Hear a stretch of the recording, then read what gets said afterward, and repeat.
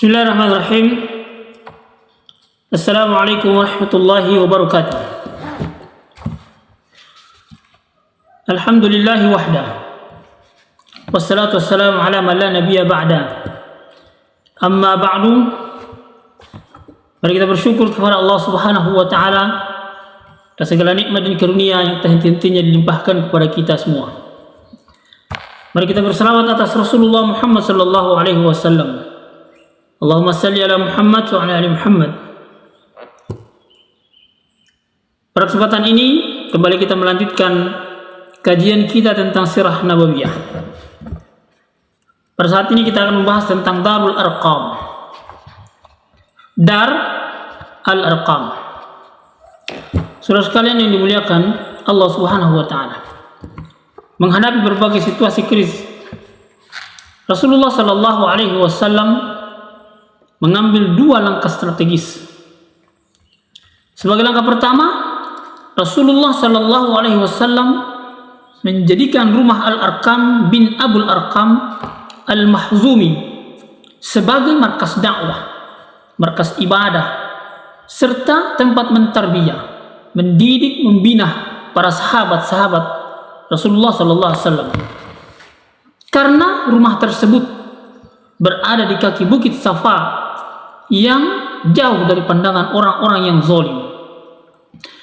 Beliau sallallahu alaihi wasallam berkumpul bersama para sahabat di rumah itu. Tentu dilaksanakan secara sembunyi-sembunyi pada saat itu.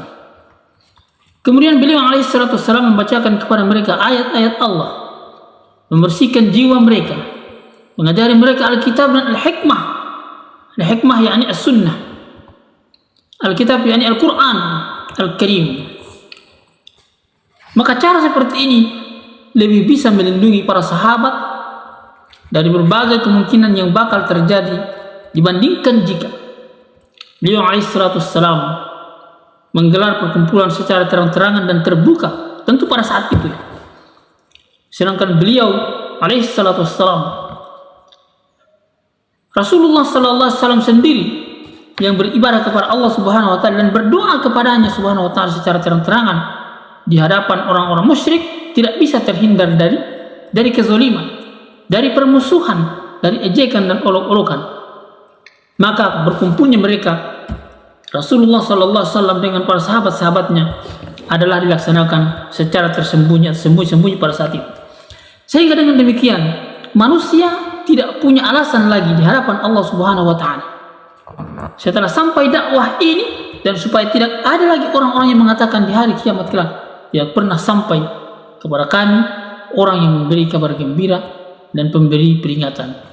Ketahuilah bahwa itu dilaksanakan secara sembunyi-sembunyi oleh Rasulullah sallallahu alaihi wasallam di Dar Al-Arqam itu, di rumah Arqam bin Abil Arqam.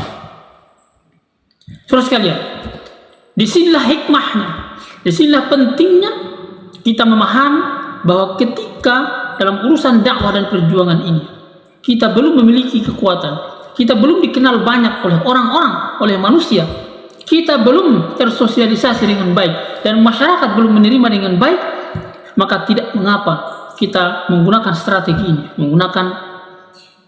mengajak orang lain secara sembunyi-sembunyi untuk diberikan penjelasan, diberikan pengajaran, dibersihkan hati mereka dengan Al-Quran dan sunnah-sunnah Rasulullah Sallallahu Alaihi Wasallam, untuk kemudian mereka memahami dengan baik, lalu kemudian kita berdakwah secara terang-terangan. Yang kedua, langkah yang kedua adalah Rasulullah Sallallahu Alaihi Wasallam mengisyaratkan kepada orang-orang muslimin untuk berhijrah ke Habasyah. Setelah Rasulullah Sallallahu Alaihi Wasallam menghimpun para sahabat-sahabatnya radhiyallahu anhum ajma'in melalui gerakan tersembunyi tadi, dikumpulkan di rumahnya Arqam bin Abil Arqam, diajari mereka, diyakinkan mereka terhadap Allah Subhanahu wa taala. Mereka beriman kepada Allah Subhanahu wa taala. Lalu kemudian Rasulullah sallallahu alaihi wasallam mengisyaratkan kepada mereka untuk berhijrah, berpindah ke negeri Habasyah. Tentu setelah diperoleh kejelasan bahwa Raja An-Najd, Raja Habasyah adalah seorang yang adil, dan orang yang berada di dekatnya tidak akan pernah dizalimi oleh Raja Najas ini, oleh Raja Najasyi ini atau Raja Habasyah ini. Maka saudara sekalian yang dimuliakan Allah Subhanahu wa taala, pada bulan Rajab di tahun kelima setelah kenabian, hijrahlah kelompok pertama dari orang-orang muslim. Mereka terdiri dari 12 pria, kemudian 4 wanita dipimpin oleh Utsman bin Affan al-Umayyah radhiyallahu anhu. Ia bersama dengan istrinya yakni Ruqayyah bintu Muhammad. Mereka berdua adalah keluarga pertama yang hijrah di jalan Allah Subhanahu wa taala setelah Nabi Ibrahim dan Nabi Lut alaihi wassalam. Para sahabat tersebut berangkat secara diam-diam di kegelapan malam menuju pelabuhan Syu'aibah di sebelah selatan Jeddah. Kemudian atas takdir Allah mereka mendapati 2 perahu dagang dan mereka menaikinya hingga sampai ke negeri Habasyah. Ketika mengetahui kepergian para sahabat tersebut, orang-orang Quraisy pun tergugah dalam keadaan marah dan bergegas mengikuti jejak-jejak mereka agar bisa menangkap mereka dan mengembalikan mereka ke Makkah supaya tetap dapat dianiaya dan disiksa, supaya tetap dizolimi serta mengeluarkan mereka dari agama Allah Subhanahu wa taala. Akan tetapi orang-orang muslim itu lolos dari kejaran orang-orang Quraisy hingga sampai ke lautan. Maka pulanglah orang-orang Quraisy tersebut dalam keadaan gagal setelah mereka mengejarnya sampai di bibir pantai. Saudara sekalian yang dimuliakan Allah Subhanahu wa taala, di bulan Ramadan di tahun kelima setelah kenabian, yakni sekitar 2 bulan kemudian setelah hijrahnya kaum muslimin, maka keluarlah Rasulullah sallallahu alaihi wasallam ke Masjidil Haram. Sementara di sekitar Ka'bah saat itu ada sekelompok besar orang-orang Quraisy, termasuk di dalamnya para pemimpin dan pembesar mereka. Sebelumnya telah turun surah An-Najm kepada Nabi sallallahu alaihi wasallam, maka beliau alaihi salatu wasallam berdiri di tengah-tengah mereka, kemudian dengan serta-merta membacakannya. Bagi musyrik Quraisy ini merupakan sebuah kalimat menakjubkan yang sama sekali belum pernah mereka dengarkan. Mereka terpukau akan kehebatan kalimat-kalimatnya dan menjadikan mereka hanyut sepenuhnya. Mereka terpaku, terdiam dan tertegun mendengarkannya, sehingga sampai bacaan beliau alaihi salatu wasallam di akhir surat sertakan dan hantarkan menerbangkan hati-hati mereka. Maka ketika membaca fasjudu lillahi wa'budu, maka sujudlah dan sujudlah kalian kepada Allah Subhanahu wa taala dan beribadahlah kalian kepada Allah Subhanahu wa taala. Kemudian Rasulullah sallallahu alaihi wasallam bersimpuh sujud di atas yang sama sujudlah semua manusia yang ada di sana. Mereka tidak bisa menguasai diri mereka lagi. Diriwayatkan oleh Al-Bukhari dan Ibnu Mas'ud bahwa Nabi sallallahu alaihi wasallam membaca surah An-Najm, kemudian beliau alaihi wasallam sujud dengannya.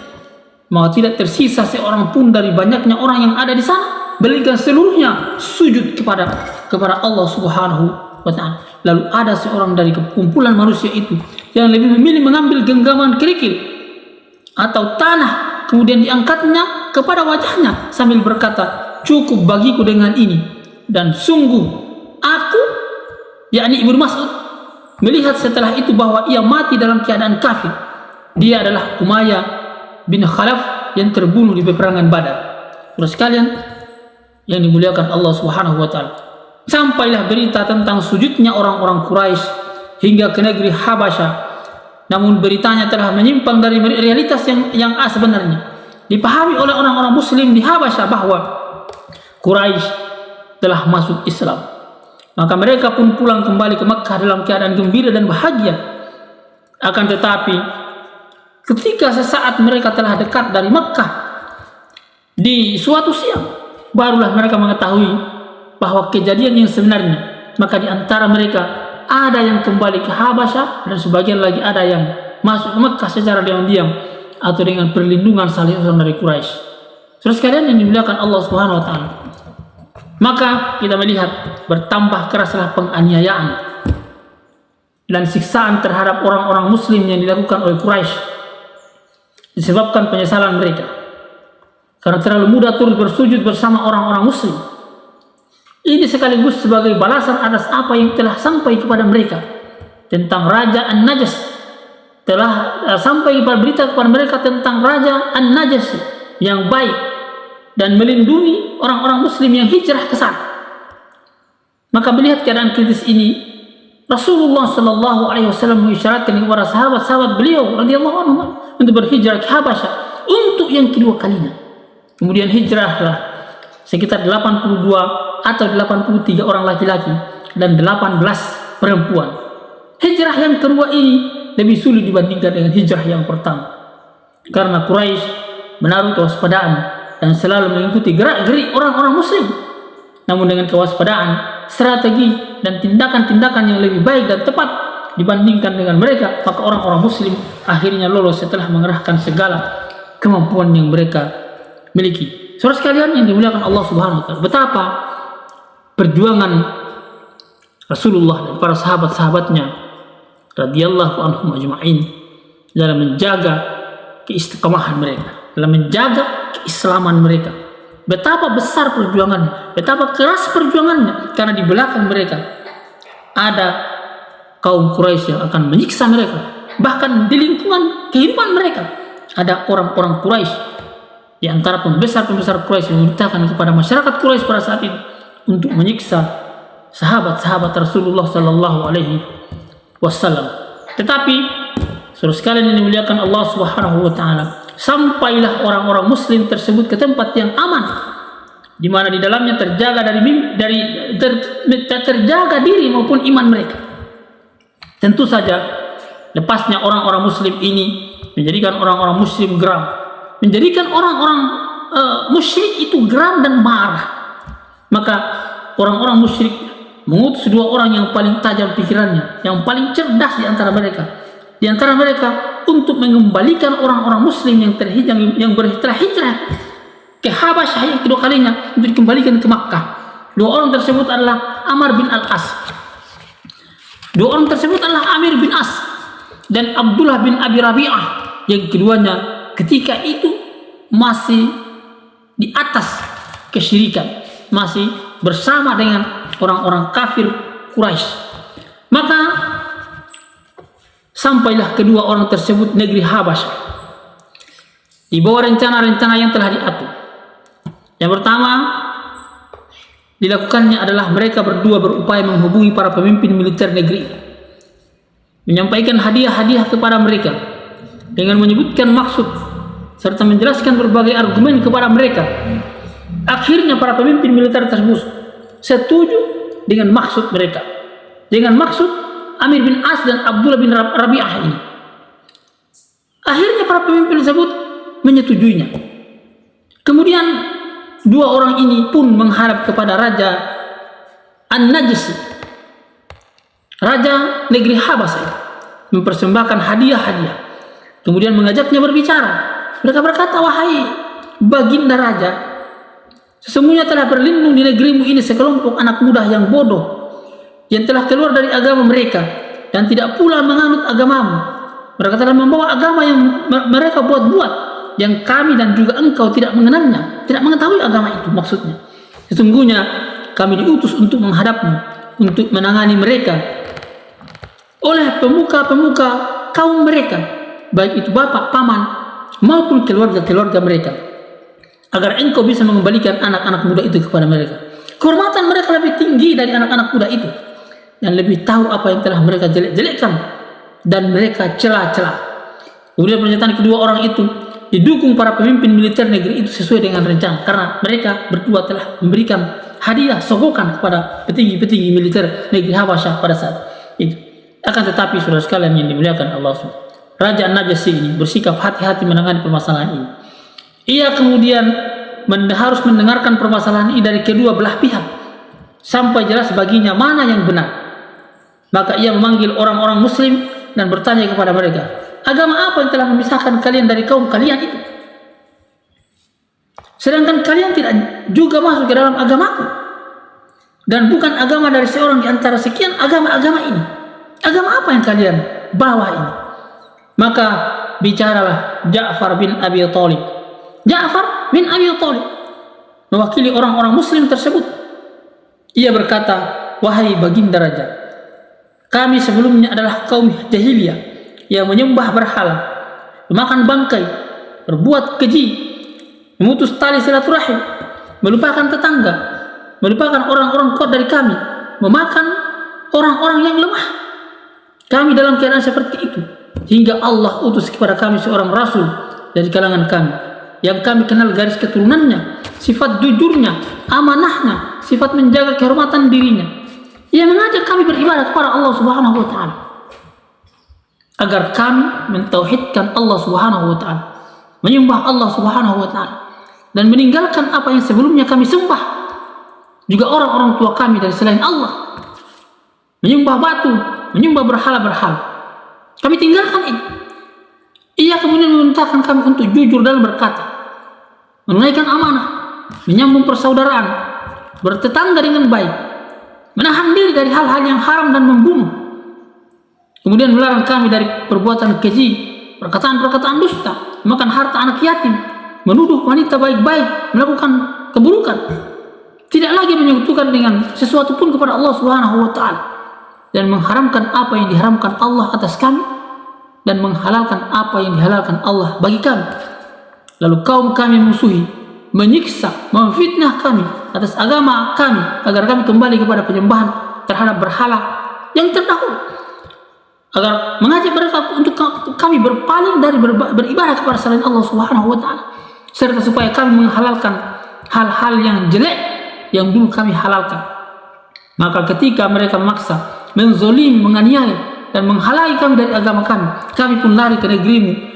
Kami pun datang ke negerimu ini, dan kami memilih engkau atas yang lainnya, serta berharap perlindunganmu. Kami berharap kami tidak dizolimi di dekatmu, wahai baginda raja. Saudara sekalian, setelah Raja An-Najasyi ini mendengarkannya, lalu kemudian ia meminta agar Ja'far membacakan sesuatu dari Al-Quran. Maka ia membacakan untuk Najasyi dengan hafalannya dari surah Kaf Ha Ya Ain Sad, yakni surah Maryam, hingga menangislah Raja An-Najasyi sampai basah jenggotnya. Para pendeta yang hadir pun juga terus menangis hingga membasahi lembaran-lembaran kitab mereka. Kemudian berkatalah An-Najasyi, sesungguhnya ini dan apa yang telah dibawa oleh Isa, yakni Nabi Isa alaihissalam, adalah keluar dari sumber yang sama. Terus kalian yang dimuliakan Allah Subhanahu wa taala.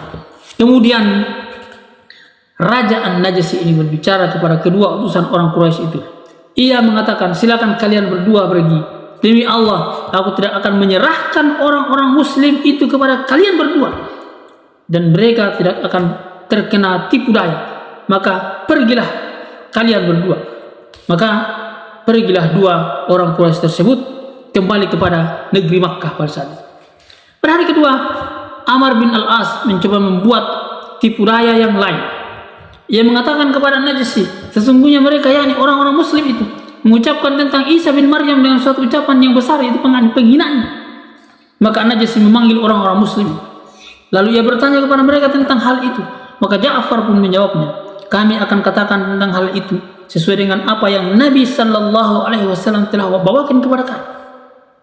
Ia adalah hamba Allah Subhanahu wa taala. Nabi Isa adalah hamba Allah Subhanahu wa taala, adalah rasul Allah Subhanahu wa taala, ruh ciptaannya dan hasil dari kalimat yang ditiupkan kepada Maryam yang masih perawan dan belum menikah.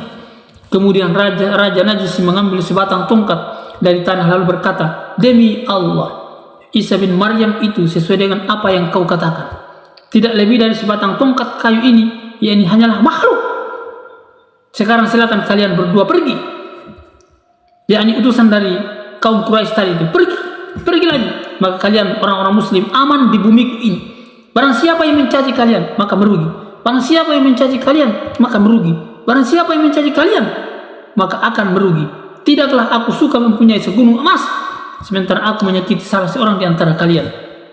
Selanjutnya An-Najasyi memerintahkan untuk mengembalikan hadiah-hadiah dari Quraisy tersebut.